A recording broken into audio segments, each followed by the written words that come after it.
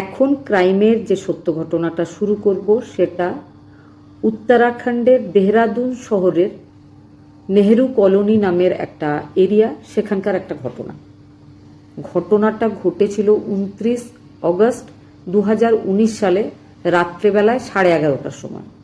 নেহেরু কলোনির একজন লোক ফোন কলে পুলিশ টিমকে জানিয়েছিল যে ওই এরিয়াতে একটা বাড়ি রয়েছে, সঙ্গে রয়েছে একটা বিউটি পার্লার।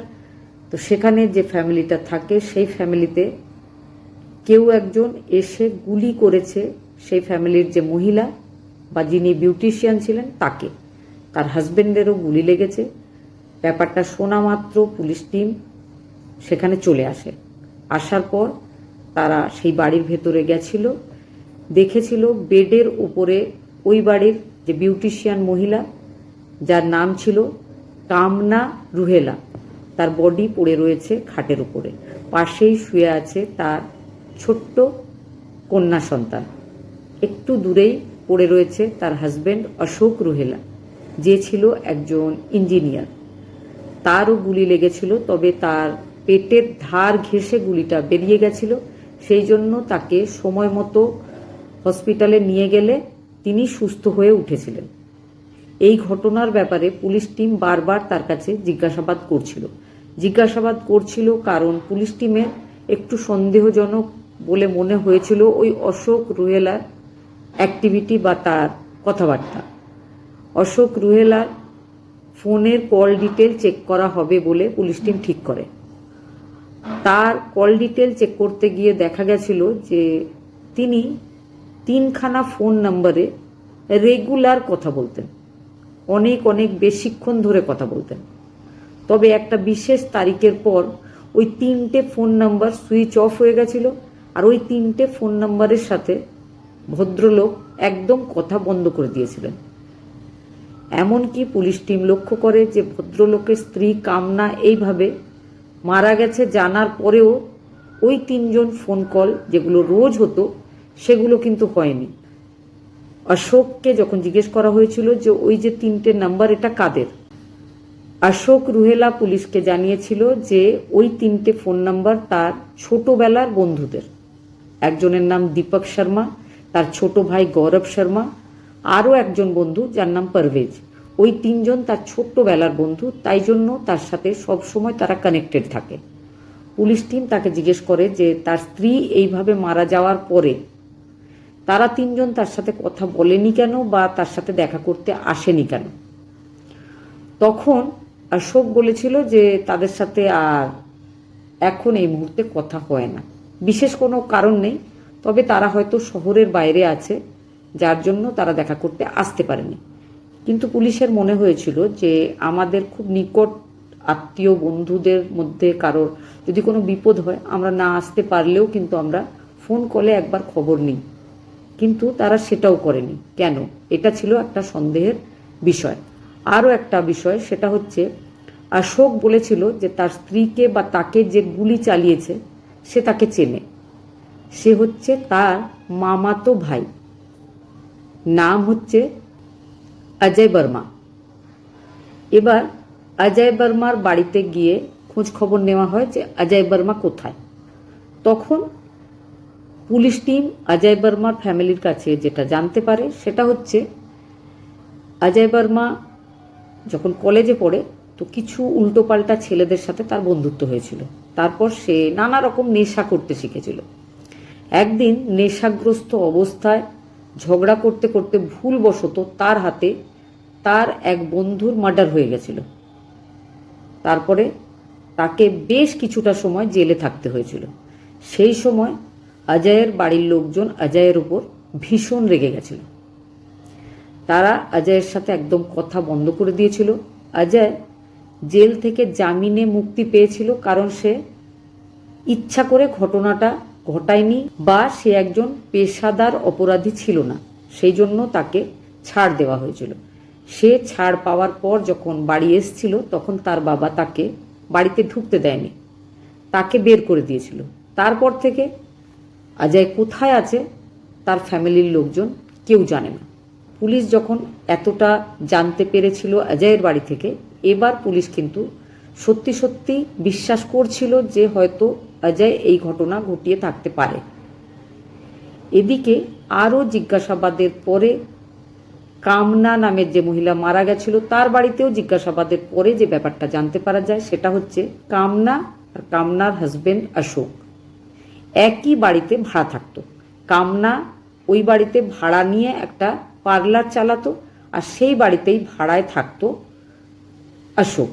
অশোক আর কামনার প্রত্যেক দিন দেখা হচ্ছিল, দুজনের মধ্যে কথা হয়, প্রেম হয়, তারপরে বিয়ে করব এমনটা ঠিক করেছিল তারা দুজনে। কামনার বাড়ির লোকজনরা কোনো বাধা দেয়নি, তবে তারা বলেছিল কোনো মন্দিরে বিয়ে হবে না, বিয়েটা হবে কোর্টে রেজিস্ট্রি ম্যারেজ। সেটাই করতে রাজি হয়েছিল অশোক। তারপরে তারা বিয়ে করেছিল, বিয়ের পরে তারা একসাথে থাকা শুরু করেছিল। এদিকে অশোকের মামাতো ভাই অজয়, যাকে তার বাড়ির লোকজন বের করে দিয়েছিল, তার হাতে একটা মার্ডার হয়ে গেছিল, তাকে তার এই পিস্তুত দাদা ফোন কলে ডেকে নিয়েছিল নিজের বাড়ি, বলেছিল যে তুই আয়, কারণ ছোট থেকে দুই ভাইয়ের মধ্যে ঘনিষ্ঠ বন্ধুত্বর সম্পর্কও ছিল। তো সেই নেশা করে ভুল করে ফেলা ভাইকে নিজের কাছে ডেকে নিয়েছিল, নিজের বাড়িতে রেখেছিল। স্ত্রী কামনা ভীষণ রেগে যায়।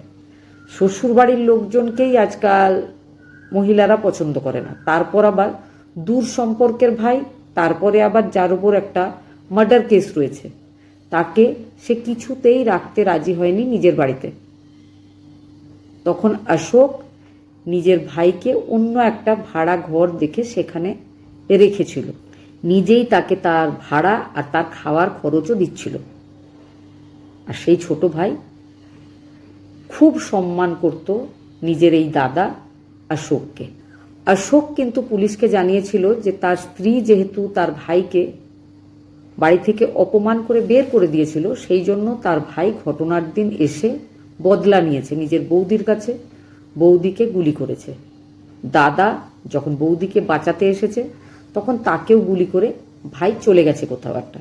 ভাইয়ের ফোন তখন থেকেই সুইচ অফ। পুলিশ কিন্তু তাও খুঁজছিল।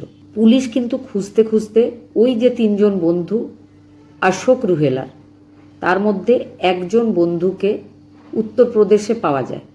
সেখান থেকে তাকে পুলিশ অ্যারেস্ট করে, জিজ্ঞাসাবাদ করে। জিজ্ঞাসাবাদের পর যে ব্যাপারটা জানতে পেরেছিল, জানার পর পুলিশ টিম সোজা চলে গেছিল রাজস্থানের সিকার নামের একটা এরিয়ার একটা হাইওয়ের ধারে। সেখানে গিয়ে সেখানকার স্থানীয় পুলিশ স্টেশনের সাথে যোগাযোগ করেছিল।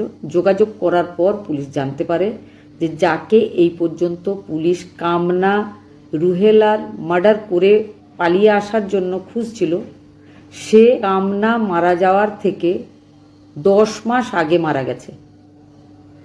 তার বডি ওই সিকারের হাইওয়ের পাশে 6 নভেম্বর 2018-তে পাওয়া গেছে। অজয় বর্মা নিজে মারা যাওয়ার পর কামনাকে কিভাবে গুলি করে মেরে ফেলতে পারে, এটা ছিল পুলিশের প্রশ্ন। এবার অজয়ের বাড়ির লোকজনদেরকে ডাকা হয়। যে ডেড বডিটা পুলিশ পেয়েছিল সেটার ফটো তার বাড়ির লোকজনকে দেখানো হয়। তারা শনাক্ত করেছিল যে তাদের ছেলে এটা। তার বাবা কান্নায় ভেঙে পড়েছিলেন যে তার এই ব্যবহারটা করা উচিত হয়নি। ছেলে নেশাগ্রস্ত অবস্থায় ভুল সঙ্গে গিয়ে একটা বড় ভুল করে ফেলেছিল। তারপরে মা বাবার উচিত ছিল তাকে সাহায্য করা, তাকে ভালো পথে ফিরিয়ে আনা, কিন্তু তারা সেটা করেনি, তাকে বাড়ি থেকে বের করে দিয়েছিল।